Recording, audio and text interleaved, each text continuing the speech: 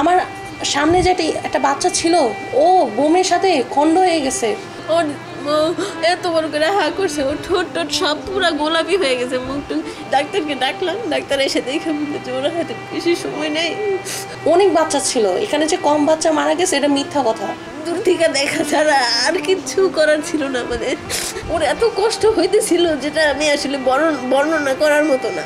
ওর মা হচ্ছে 9 month pregnant, 2টা বাচ্চা শেষ। ওর মার অবস্থা আর কি, আমি আর কি বুঝেন এবার। আমি ক্লাস 9 মাইলস্টোন কলেজে পড়ি। আমার খালাতো ভাই বোন হয়। ওই ঘটনায় আমিও ছিলাম। আমার বড় বোনের 2 ছেলে মেয়ে হচ্ছে মাইলস্টোনে পড়ে, আর আমার মেজো বোনের 2 ছেলে মেয়ে মাইলস্টোনে পড়ে। তখন আমাদের আইসিটি পরীক্ষা চলছিল 35 মিনিটে, 10:35-এ। তো পরীক্ষা শেষ, আমি ওইখানে ঘোরাঘুরি করছিলাম। তো আমি এই যে ইংলিশ মিডিয়াম কলেজে একটা গার্ডিয়ান অভিভাবকে বসেছিলাম। তো 1টা বাজার পর আমি ওইখানে চলে যাই। আর আমার খালাতো ভাই ওর ছুটি হওয়ার পর মার সাথে থাকে, ওর বোনকে আনার জন্য চলে যায়। তো একটা বেজে গেছে, ওরা বের হয় না। 1:10 পর্যন্ত আমরা অপেক্ষা করছি, তাও বের হয় না। ওইখানেই ছিলাম আমি আর আমার বাবা, আমার ছোট ভাইও ছিল। তো আমার ওই যে নাফি, ও তো দৌড় নিয়ে গেছে আমার বোনকে আনবে, বললাম কি যেন ও এমনি এসে পড়বে। আর আমার ভাইও ওর পিছে পিছে চলে গেছে, ও যাইতেছে না, আমার আব্বুই পাঠিয়েছে। তো যাওয়ার পর ওরা উঠছে এই 1:15 দিকেই, সাথে সাথে বুম, মানে আমাদের মাথার উপর দিয়েই, মানে আমাদের মাথার কাছাকাছি। আমরা নিজেরও দেখছি চোখের সামনাসামনি। আমার সামনে যে একটা বাচ্চা ছিল, ও বোমের সাথে খন্ড হয়ে গেছে। যতগুলো বাচ্চা ছিল সবই, অনেক বাচ্চা ছিল এখানে, যে কম বাচ্চা মারা গেছে এটা মিথ্যা কথা। ওনাদের কাছে একটা লিস্ট আছে, প্রতিদিন কোন বাচ্চা আসে যায়, ওরা প্রতিদিন অ্যাবসেন্ট আবার প্রেজেন্ট ওরা সব কিছু তুলে রাখে। ওইটা হয়তো বা লুকায় রাখছে, বলবে না, কিন্তু নিশ্চয়ই দেখছি সব বাচ্চাই ছিল। কেউ খেলতেছে, কেউ দৌড়াচ্ছে। এই বোমের ঢুকার সাথে সাথেই শেষ। বিমান যখন গাছ ভেঙে যায়, আমি উপর দিয়ে দেখে, আমি এইভাবে ধরে বসেছিলাম, আমার বাবা শুয়ে পড়ে গেছে, সে পায়েও আঘাত পাইছে। বিমান আমাদের মাথার উপর প্রায় 5 ফিট ছিল, গাছ ভেঙে একদম ডিরেক্ট ভিতরে চলে গেছে। পরে এত আগুন ছড়ে গেছে, আধা ঘন্টার মতো সকলেই ক্যামেরা নিয়ে ব্যস্ত, কেউই কারোর কাছে যায় না। আমি বলি বাচ্চাদের আগে উদ্ধার করেন, কেউই ধরে না, সবাই সবার মতন ভিডিও করতেছে। বাচ্চাগুলো কান্নাকাটি, যেগুলো সামনে বেরোয়েছে ওরা কান্নাকাটি, ওদের শরীর অবস্থা পুরোই খারাপ। এই খবরটা পাই আমি 1:40-এর দিকে। আমি এরপরে আমি সাথে সাথে বোরকা নিয়ে বের হয়ে যাই। আমি বললাম যে কোথায় আসবো, মাইলস্টোনে আসবো নাকি কোথায় আসবো? ওরা কোথায়? জানি বাংলাদেশ মেডিকেলে আসো। তারপর বাংলাদেশ মেডিকেলে যাই, ওখান থেকে আবার বলা হয় যে সব বাচ্চাদের আমরা ঢাকা মেডিকেলে পাঠিয়ে দিচ্ছি, আপনারা সবাই ঢাকা মেডিকেলে চলে যান। ওরাই হসপিটালে, অ্যাম্বুলেন্সে করে ওরাই হসপিটালে নিয়ে যাচ্ছিলো, এবং ওরাই আবার বাংলাদেশ মেডিকেলে শেখ হাসিনা বার্ন ইউনিটে ওনারাই নিয়ে যাচ্ছিল। হ্যাঁ, অনেকগুলো বাচ্চা ছিল। আধা ঘন্টা আগুন জ্বলছে, ফায়ার সার্ভিস আসে না। শনাক্ত করলাম, নিচে খুঁজতেছিলাম, আমাদের বাচ্চাদের নামে কাউকেই পাচ্ছিলাম না। তারপর হচ্ছে গিয়ে নিচের যে ইমার্জেন্সি, ওইখানে নাফিকে দেখছি, কিন্তু আমার মানে মনে হচ্ছিল না যে এটা আমার নাফি, মানে এত পুরা। তারপরও না, আমি ওর দিকে তাকায় আছি। তারপর আমার কাছে মনে হলো এটা আমার নাফি। আমি যাই বলতেছি এটা কি নাফি? নাফি বলে হ্যাঁ আন্টি, যে আমি আরিয়ান নাফি। পরে ওনারা বলছে আমরা তখন গার্ডিয়ান শনাক্ত করতেছিলাম, এই বাচ্চাটার গার্ডিয়ান খুঁজে পাচ্ছিলাম না, আপনি যখন পাইছি আপনি আসেন। পরে আমি সবাই ফোন দিয়ে বললাম যে আমরা নাফিকে পাইছি। পরে ওকে নিয়ে গেল, ও ছিল 4 তলায়, এখনও 4 তলায় আছে। ওকে পাওয়ার পর যাই হোক, আমার বড় বোনের ছেলেটাকেও পাই, ও 20% বার্ন হয়। তারপর থেকে 2টা বাচ্চাকে পাই। তারপরে আমি আমার বড় মেয়েটাকে পাচ্ছিলাম না, নিজুমকে, নাজিয়াকে খুঁজতে একবার 3 তলা, একবার 2 তলা, একবার ইমার্জেন্সি, একবার এদিকে সেদিকে, উত্তরার হসপিটাল, কোথায় যেখানে ছিলাম ফোন দিয়া, তারপরে হসপিটালে ফোন দিয়া খোঁজার চেষ্টা করছিলাম, কোথাও পাচ্ছিলাম না। একবার 5 তলায়, তারপর দেখলাম যে একটা নাজিয়া নামে একটা মেয়ে নাকি আসছে, 7 তলায় গেছি, 7 তলায় বলে 5 তলায়, 5 তলায় গেছি, 5 তলায় বলে 7 তলায়, এভাবে মনে হয় 10-15 বার আপ ডাউন করলাম। তারপর হচ্ছে নাজিয়াকে এমন অবস্থায় পাই যে এটা যে নাজিয়া, এটা মানে মানে এটা চেনার কোনো উপায়ই নেই। এটা যে এটা নাজিয়া। ফায়ার ও সার্ভিস 6টার দিকে ওকে পাই, 6টার দিকে ওকে পাই। তখন ও মানে পুরাই এতটুকু জায়গা শরীরের মানে খালি খালি নাই যে ওর মানে ভালো, এতটুকু অংশ ভালো, যে ঠোঁট, চোখের পাপড়ি, ভ্রু, চোখ, নাক, মানে এমন মুখ, কান, চুল, কোনো কিছু বাদ নেই, মানে পুরো পুরো মুখটা এত বড় হয়ে গেছে ফুলে। তারপর হচ্ছে গিয়ে মানে পুরো চেহারা একবারে কালো, আমার সুন্দর মেয়েরা মানে পুরো একবারে কালো। আমি মানে এটা তো নাজিয়া।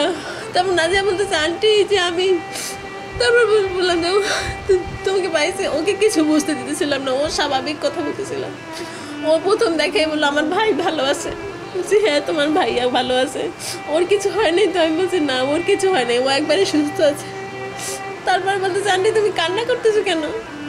আমি চাই তো তুমি একটু অসুস্থ হয়েছো। ও বলছে কান্না করো না, আমি তো হসপিটালে যেহেতু আসছি আমি তো ঠিক হয়েই যাব।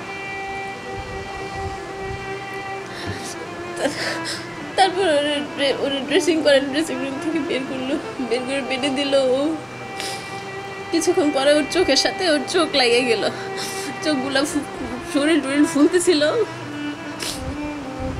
তখন তখন বলতেছিল যে আন্টি আমি চোখ খুলতে পারতেছি না কেন, কাউকে দেখতে পারতেছি না কেন? তো আমি বললাম যে সকাল হইলে তুমি দেখতে পাবা।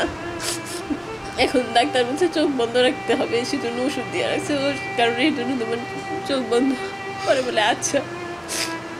তারপর বলতে আন্টি তুমি আমার হাতটা ধরে রেখো, আমার হাতটা তুমি ছাইরো না। বলেছি এটা তোমার হাত, তোমার পা আমি ধরে রেখেছি, তোমাকে ছাইরে আমি এক মুহূর্তের জন্য কোথাও যাবো না। তারপর বলতেছিল যে আমার আমার আমার অনেক পানির পিপাসা পাইছে, আমাকে একটু পানি দাও। পরে আমি নার্সরে বললাম, বলছে না পানি দেওয়া যাবে না। তারপর ডক্টর এসে বললো যে ওর হাতে বেশি সময় নেই, ও একটু পানি দিতে পারেন আপনি, তবে বেশি দিয়ে না। পরে আমি একটু বোতলের মুখতে আমি ওকে একটু পানি দিই। বলে আন্টি এই পানিতে আমার তৃষ্ণা মিটতেছে না, আমার অনেক পানির পিপাসা লাগতেছে, তুমি আমাকে আরেকটু বেশি পানি দাও। তারপর আমি আর একটু কিছুক্ষণ পরে তোমাকে আবার পানি দিই। পরে আমি ওকে পানি দিই। ওর এত বড় করে হা করছে, ওর ঠোঁট সব পুরো গোলাপি হয়ে গেছে, মুখ টুক এগুলা সব এমন, মানে শরীরে একটু অংশ মানে একটু ধরবো, একটু আদর করবো, মানে এই অংশটুকু ছিল না শরীরে। তারপর তারপর তারপর ডাক্তার ও ব্যথা কি করতেছিল, ব্যথা একটু পরে বলে আল্লাহ। পরে বলে আন্টি আমার এগুলো তো জ্বলে যাচ্ছে, আমি আন্টি আমাকে একটু জুস দাও, পানিতে আমার ভালো লাগতেছে না। আমি সিস্টারকে বললাম যে সিস্টার আমি কি ওকে একটু জুস দিতে পারি? বলছে না। তারপর বলতেছে আন্টি আমার একটু আইসক্রিম দাও, ঠান্ডা আইসক্রিম খাইলে মনে হয় আমার এগুলো ভালো লাগবে। পরে আমি ডাক্তারকে ডাকলাম, ডাক্তার এসে দেখে বললো যে ওরা হয়তো বেশি সময় নেই, ও যা খাইতে চায় ওকে খাবার, ও যা যেভাবে বলে সেভাবে চলেন।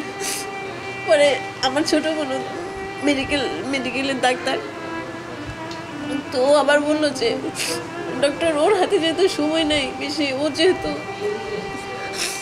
যেহেতু অনেক কষ্ট পাচ্ছে, আপনি ওকে ব্যথার ওষুধ দেন, ও যাতে ব্যথা বন্ধ করে ও আস্তে আস্তে ওর জীবনটা যায়, এত কষ্ট ভাবে না পেয়ে।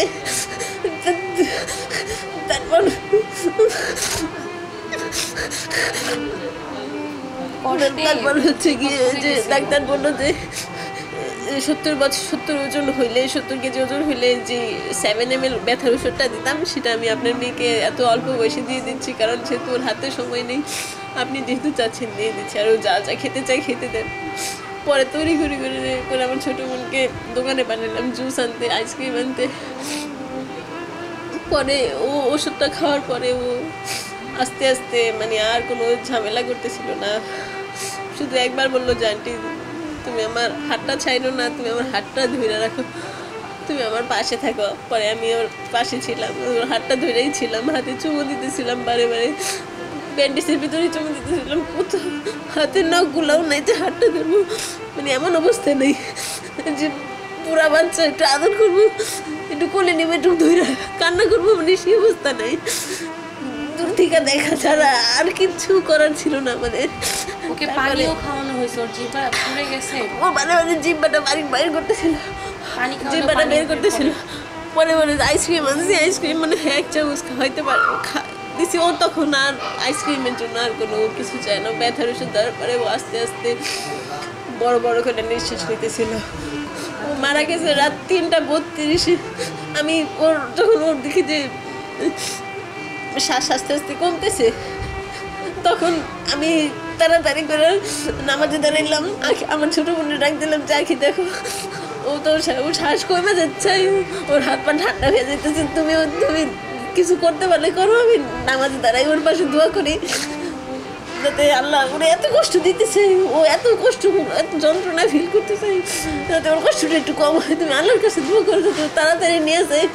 কারণ ওর এত কষ্ট হইতেছিল যেটা আমি আসলে বর্ণনা করার মতো না। নাফির অবস্থা হচ্ছে, নাফির চোখ দুইটা জানি কেমন হয়ে গেছে, এগুলো উল্টে গেছে চোখ, ওর অবস্থা ভালো না। ও একা একা হাঁটতেছিল, ওর শরীরের অবস্থা এতটাই খারাপ, মানুষ ভিডিও নিয়ে ব্যস্ত, ওকে নিয়ে কেউ ধরে না।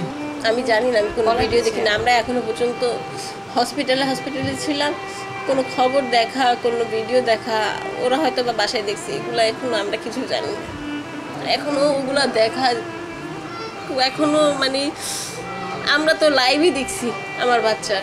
দেখি দেখো না, তুমি কান্না করো, দেখো না, দেখি ওই দেখি হ্যাঁ, ওই আমার সাথে ছিল। পানি খাইতে পেরেছিল না, পানি চাচ্ছে, মানুষ তো দেয় না, মানুষ ভিডিও নিয়ে ব্যস্ত। হ্যাঁ পানি আমি 2-3 বার ওকে খাওয়াইছি, কিন্তু জুস আইসক্রিম যখন আমি মুখে জুস খাই নাই, জুস খাওয়ার আগে শেষ হয়ে গেছে। আর যখন আইসক্রিম খাওয়াতে চাইলাম, তখন আর আইসক্রিমের জন্য আর কোনো ছিল না, ও আস্তে আস্তে নিস্তেজ হয়ে যেতে চাচ্ছিল, আস্তে আস্তে শ্বাস প্রশ্বাস। নাফি এখন আইসিইউতে আছে, ওর 95% বার্ন। ও সকালে পায়খানা করছে, আমি নার্সদের ধরার ধরন, বাচ্চা একটা আমার সারা শরীরে ব্যথা, বলছে ওর বোধ নাই দেখে কি হয়েছে, আমার বাচ্চা তো, আপনি একটু ঠিক করে ধরেন। ওনারা আমাদেরকে আশা দিচ্ছে যতটুকু সম্ভব ওনারা করবে। 95% হচ্ছে বার্ন। ওর মা হচ্ছে 9 মান্থ প্রেগনেন্ট। ওর মার হচ্ছে গিয়া এই মাসের শেষের দিকে কিংবা সামনের মান্থে হচ্ছে ডেলিভারি টাইম। এখন আপনি বুঝে নেন ওর মার অবস্থাটা আসলে কি। 2টা বড় বাচ্চা শেষ, ওর মার অবস্থা আর কি বুঝে নেবার। আর ওর মা যে একটা সুস্থ মানুষ, বাচ্চাদের কাছে যাবে, দৌড়াবে, সেই অবস্থায় তোর মা নেই। স্কুলের পাশে ফায়ার সার্ভিস ছিল, ফায়ার সার্ভিসই আসে নাই, ওরা 4তলায় থাকে। হ্যাঁ, এই বিল্ডিং এর 4তলা। ও এখনো আমরা ওই বাসায় এখনো কেউ দরজা খুলি নেই। হ্যাঁ আছে, এগুলো সবই আছে, বই, জামা কাপড় সব আছে, জুতার বাক্সে শুধু ওদেরই জুতা,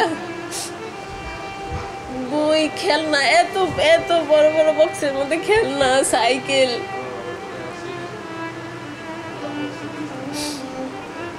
যদি কোনো পসিবিলিটি থাকে যে আমার বাচ্চার চিকিৎসার মাধ্যমে যদি সুস্থ হওয়ার সম্ভাবনা থাকে, বাকি সব কিছু তো আল্লাহর হাতে। তারপরে যদি আপনাদের কোনো উসিলা থাকে তাহলে আমার বাচ্চাটার চিকিৎসা করেন। একটা বাচ্চা তো হারাইছে, আর একটা বাচ্চা হসপিটালে, সেটা 20% বার্ন। তাও শুনলাম জ্বর আসছে, আর হচ্ছে গিয়ে সারা শরীর সেটারও বার্ন। ওর শরীর চুলকাচ্ছে আমার ভাই। আর নাফি আছে, নাফিটাকে আপনাদের যদি কোনো হেল্পের মাধ্যমে যদি আমার বাচ্চাটা বাঁচে, যেভাবে ভালো হয় সেভাবে যদি করতে পারেন তাহলে করেন। আমার দুই হাত পুড়ে গেছে, এগুলা পুড়ে গেছে, গাল পুড়ে গেছে, চুল পুড়ে গেছে। ও হচ্ছে সিএমএইচে, ওকে আমরা ওইখান থেকে উদ্ধার করছি। ও দেখি একা পড়ে আছে, ওকে কেউ ধরে না, একা শুয়ে আছে। ইমাম হোসেন জুনাই ক্লাস 4 পরে, সেকশন হচ্ছে 2। ওর হচ্ছে 2 হাত পুড়ে গেছে, পুড়ে ফুলে গেছে, ওর মানে মুখ থেকে পা পর্যন্ত ঠিক আছে, ওর খালি মুখটা ফুলে গেছে। ও অনেক চিকন, ও খায় না, ফুলে ওর গালে আঙ্গুলে মানে পানি টানি সব ফুলে গেছে।